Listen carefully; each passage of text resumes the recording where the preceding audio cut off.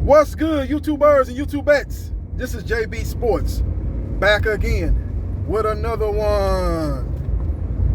UK's boxing columnist Michael Benson is reporting that Golden Boy Promotions, led by Oscar De La Hoya, is putting on a card on July the 9th on DAZN,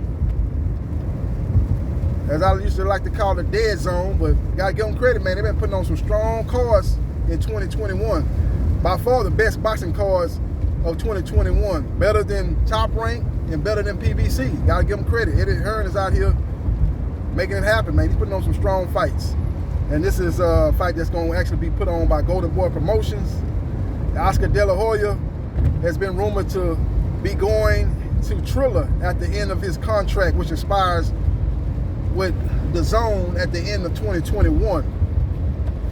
But right now he's got to still do business with DAZN, and this card here is a strong card, probably his best card of 2021. I don't know that Maurice Hooker, Virgil Ortiz Jr. card, that card was pretty strong too. At least the main event was strong. So that main event was stronger than this main event, but still this is a strong main event. But I really like the co-main event. The co-main event is going to feature Diaz-Fortuna, who got ducked by Ryan Garcia. Ryan Garcia said he had mental issues. I know he probably is going through something in his life. He's a young guy.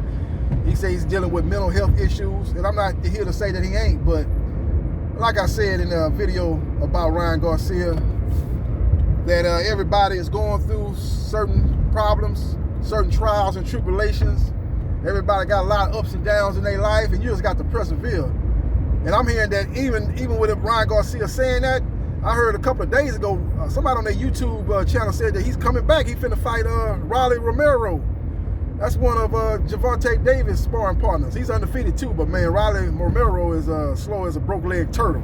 He's real slow, so Ryan Garcia is gonna look fantastic against him, man. You know, if he don't get caught. Now, you already know that he got a suspect chin. He got dropped by Luke Chicken Soup Campbell in his last fight, and Luke was never known to be a hard puncher. You know, he's a solid puncher, but he ain't no guy that's like, oh man, Luke Campbell, he's one of the hardest hitters in light heavyweight division. Nah, ain't nobody ever said that going into the Ryan Garcia fight. That's neither here nor there, but that's gonna be a good matchup. Diaz-Fortuna versus JoJo. Ooh yeah, JoJo Diaz out of California, IA.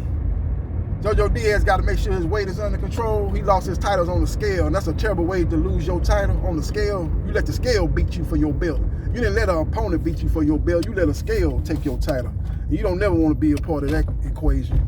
And that's exactly what happened with JoJo. Ooh, yeah. Yeah, so that's going to be a good matchup between JoJo Diaz versus Diaz-Fortuna. But it's a good card, man. Let me break down the first matchup between Gilberto Ramirez, a.k.a. Zurdo, versus Sullivan Barrera. Sullivan Barrera is past his best days. I think Ramirez is going to take care of business and win that fight. I don't know how exciting that fight's going to be. I kind of think it's going to be kind of boring, but we'll see, man. Maybe with sometimes when you get a fighter that's past their best days and their reflexes is not the same as it was, they getting hit more and they got to take more chances because they know they ain't got the defensive capability they had in the past, and they got to be more aggressive if they want to win. So maybe that'll be the case with Sullivan Barrera, and he'll be able to put on a spectacular performance against Gilberto Ramirez, who's a guy that throws a lot of punches but don't seem to have a lot of power. But he's a guy that's very good in a lot of different categories, but he's not great at one category or great at one thing in the boxing. He kind of reminds me of Danny Garcia. He basically is the Danny Garcia of the light heavyweight division. So I actually went to his last fight, man. He fought he promoted his own fight last fight. He fought over there in Galveston, Galveston, Texas, in Moody Coliseum. He fought over there. It used to be known as Moody Coliseum. They call it another name now, but he fought there. And I went over to that fight, man. That was about 4 months ago. He put on a card there. It was a solid card, man. He fought some journeyman, man, some old dude I ain't never heard of. And he took care of business, man, won in comfortable fashion. Nah, this is a step up. Even that Sullivan Barrera is past his best days, this is definitely a step up from his last fight. And that should be a very interesting fight, but I just think that Sullivan Barrera is past his best days. Now, if he would have fought Sullivan Barrera about 3 years ago, man, this would be a 50-50 type of fight. But Sullivan Barrera, last seen getting beat by Jesse Hart. Jesse Hart dominated him in his last fight. I think Gilberto Ramirez is going to take care of business and win in comfortable fashion. I see him winning a unanimous decision over Sullivan Barrera. But what Gilberto Ramirez got to do is, especially in the light heavyweight division, he needs to put on a signature performance. He needs to stop Sullivan Barrera. See, right now you in a top-heavy light heavyweight division. You got Arthur Bertobie, you got Dimitri Bivol, you've got Joe Smith Jr., so that's very top-heavy. Outside of those top three, it's a bunch of people that I ain't never heard of and a bunch of people that need to establish themselves, basically. So it's top-heavy. But you want to get in the mix with those top three guys, which he should be able to do because he does have the name. He's probably right now the fourth best guy in that division. But that's not saying much because, like I said, light heavyweight division is top-heavy.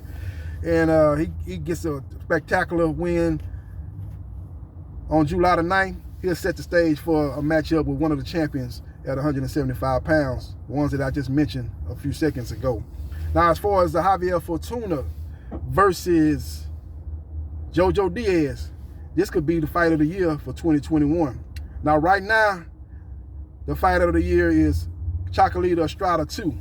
Now, I said that another fight got made, what was it, yesterday? I was saying, who was that? I was saying that could be a potential fight of the year. I was talking about that fight in a video I did, I think the other day.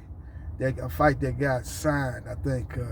Oh yeah, Luis Neri versus Brandon Figueroa. They fighting this Saturday on Showtime. That's another fight of the year candidate, and this here is a fight of the year candidate. Now, Diaz-Fortuna is a guy that's got a lot of skills, a guy that's very rugged, a guy that gets dirty at times.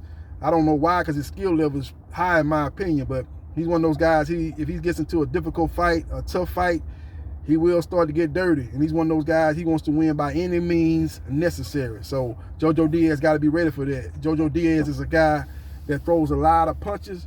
He has solid power. He doesn't have spectacular power, but he's a very strong guy for 135 pounds. He's one of the bigger lightweights.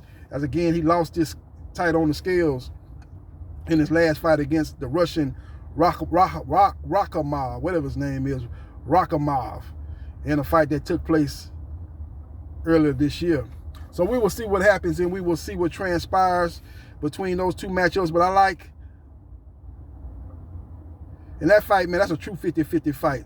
I like Jojo Diaz being a little bit more consistent in that fight. Diaz-Fortuna is a guy that I think kind of panics at times and gets a little bit dirty.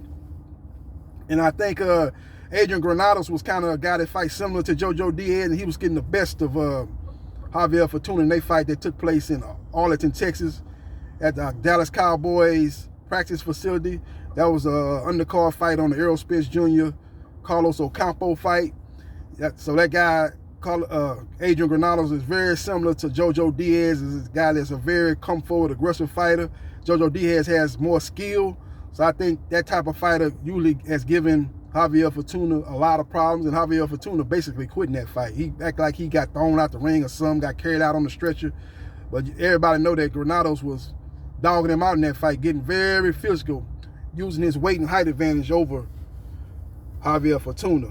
And that's what took Diaz-Fortuna to a dark place at that, and made him wave that white flag and quit in that fight. So that's a very, very tough matchup for him, and I like that matchup, man. I actually think that should be the main event instead of the co-main event, man. But those are the two fights going down July the 9th.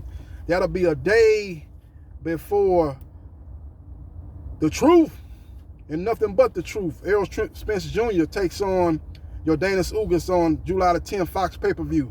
Remember, I dropped that video yesterday from my inside sources. That fight will be announced this week. That fight will be going down July 10th. So this card on July 9th will be a good prelude to the Fox pay-per-view fight between Errol Spence Jr., a unification fight at that, Errol Spence Jr. versus Yordenis Ugas. So we will see what happens and we will see what transpires. But again, I like Jojo Diaz in the co-main event, and I like Gilberto Zurdo Ramirez in the main event. Let me know your thoughts, and let me know who you like in these two particular matchups. Let me know your thoughts and who got winning this fight. And hit the like button if you like the content of this video, and subscribe to JB Sports, the man, the myth, the legend. I'll holla.